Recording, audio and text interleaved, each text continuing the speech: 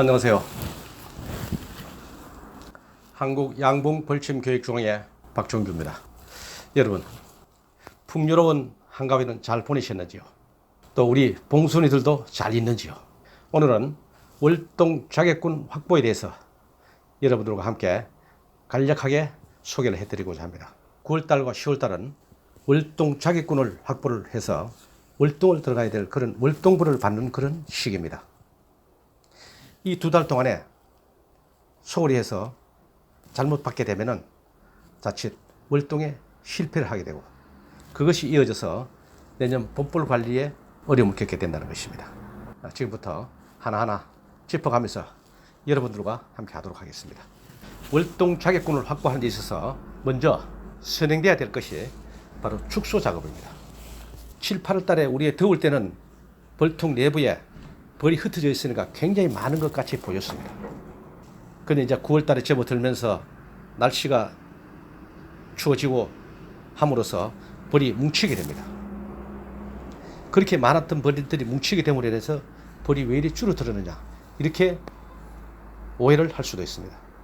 그래서 축소를 해주는데 이것을 어떻게 해야 되느냐, 가령 5매의 봉군이 있다고 봤을 때 여러분들께서 아침 저녁으로 내검을 해 보십시오.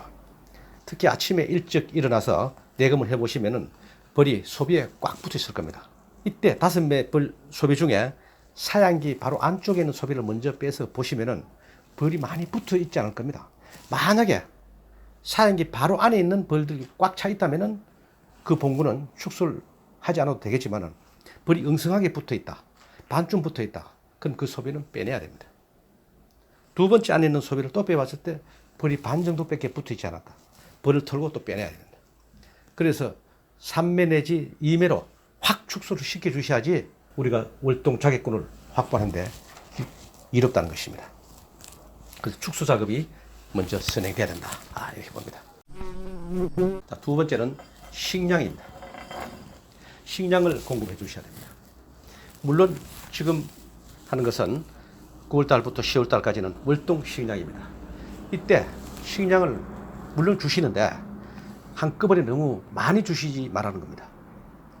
어차피 줄 거 그냥 한꺼번에 많이 주면은 저장할 텐데 이렇게 하겠지만은 한꺼번에 너무 많이 주시게 되면은 저장을 많이 하다 보니까 월동 자객군을 확보하는데 실패를 할 수 있다는 것이죠.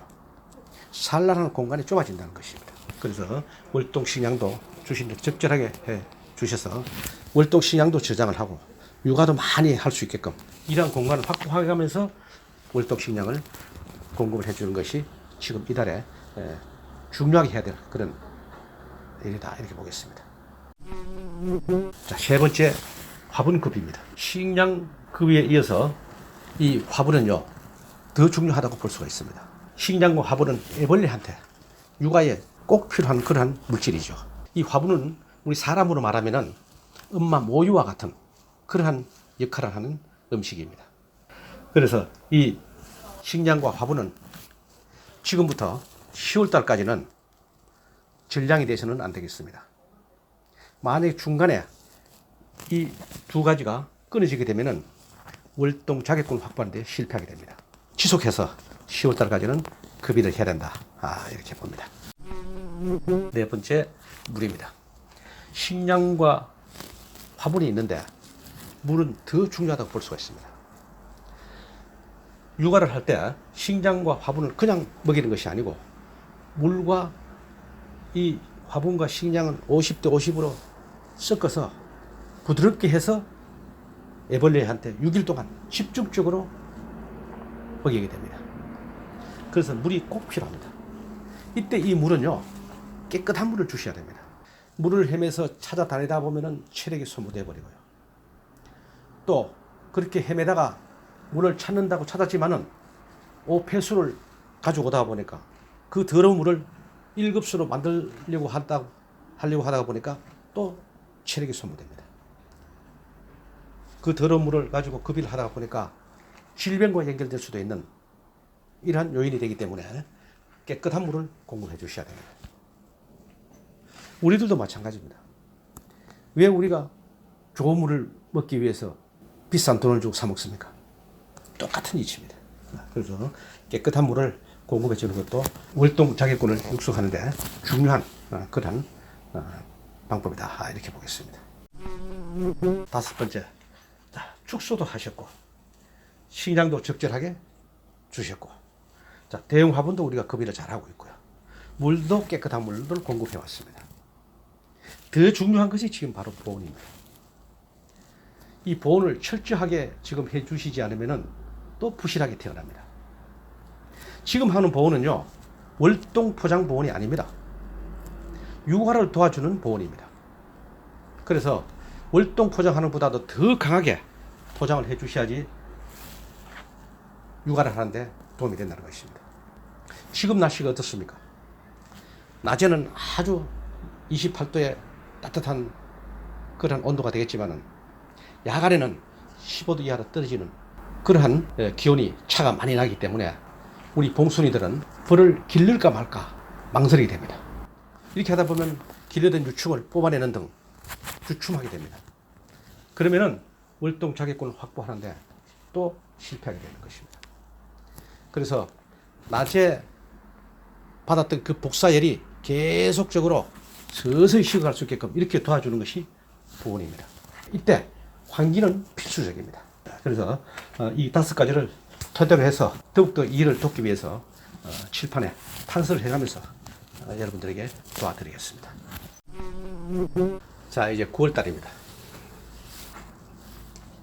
9월달과 10월달 이 두 달은요, 조금 전에 말씀드렸던 대로 월동 자객군을 확보하는 그런 시기이기 때문에 가장 중요한 달이다 이렇게 했습니다.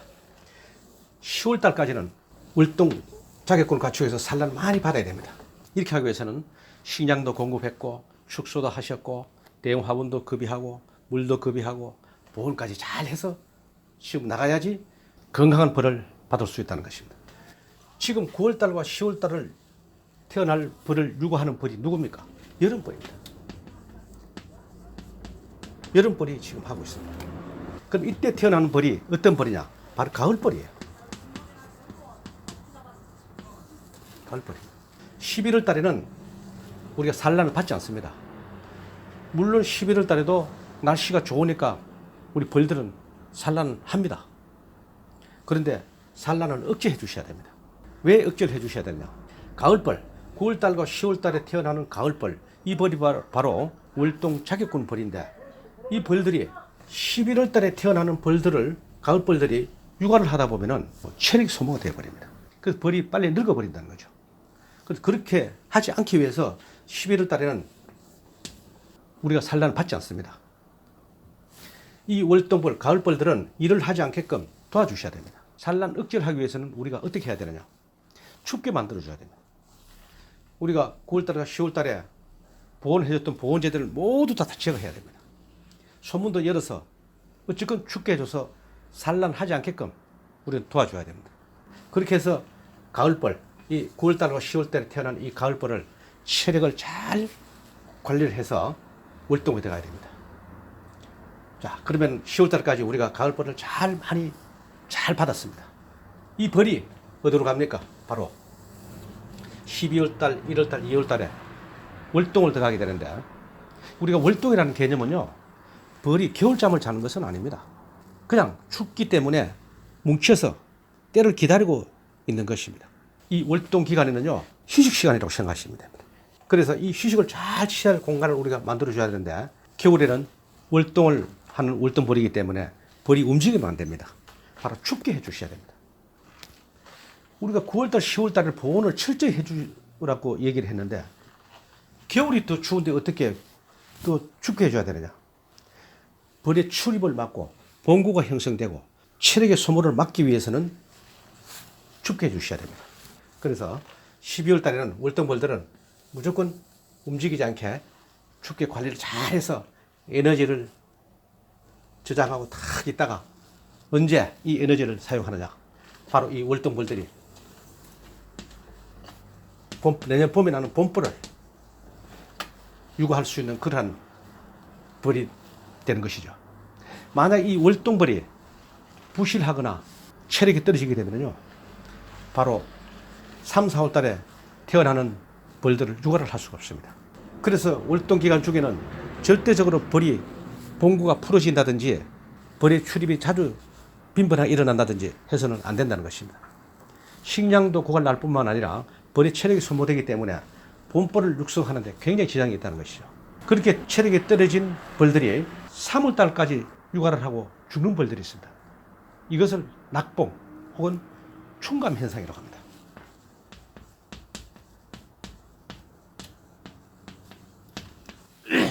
충감 현상. 봄에 감소된다. 어떤 요인에 의해서 벌이 늦게 태어난 벌들이 있거나 또 월동 기간 중에 보온을 너무 많이 해서 출입이 잦은 그러한 벌들이 있을 경우에 3, 4월 달에 충감 현상이 일어납니다. 벌을 제대로 4월 달까지 키우지도 못하고 중간에 떨어져 버리기 때문에 3, 4월 달에 태어나는 벌들을 육아를 할 수 없다가 보니까 바로 봄에 태어난 벌들은 부실하게 태어나고 또 그만큼 우리가 벌 양을 많이 확보할 수가 없는 것입니다. 이것을 육아를 잘 도와주기 위해서 조금 전에 짚었던 바로 축소, 식량, 그 다음에 화분떡 급이, 깨끗한 물 공급, 철저한 보온, 이것이었습니다. 이 5가지만 여러분들께서 잘 정리를 하시고 벌을 키우신다면 금년에 월동 자기꾼을 확보하는데 아무 지장이 없으리라고 봅니다. 이 내용들을 좀 참고하셔서요, 여러분들께서 내년 아시꿀 채비를 하는데 지장이 없게끔 하셔야 되겠습니다. 여러분들 참고하시기를 바랍니다. 감사합니다.